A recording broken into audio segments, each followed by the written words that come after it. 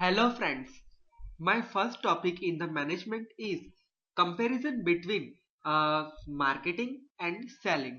Comparison between marketing and selling. I will tell you all the meanings of it in the Gujarati language. In Gujarati language. સૌથી પહેલા છે market selling and selling concept and marketing concept.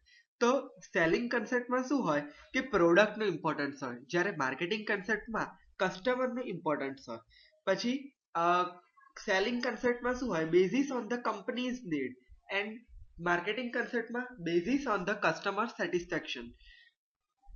Selling કન્સેપ્ટમાં આવશે company oriented selling effort, એટલે અને marketing સેલિંગમાં marketing oriented selling effort. પછી selling કન્સેપ્ટમાં આવશે કે ગુડ્સ એટલે કે માલ જે હોય એ પહેલેથી જ પ્રોડ્યુસ થયેલો હોય અને એનું વેચાણ પછી એનાથી કરવાનું હોય. જ્યારે માર્કેટિંગ કન્સેપ્ટમાં એવું હોય કે તમારે માર્કેટની ડિમાન્ડના આધારે એનું પ્રોડક્શન કરવાનું હોય. સેલિંગ કન્સેપ્ટમાં એ શોર્ટકટ ઓબ્જેક્ટિવ છે, જ્યારે માર્કેટિંગ કન્સેપ્ટ છે એ લોંગ ટર્મ ઓબ્જેક્ટિવ છે.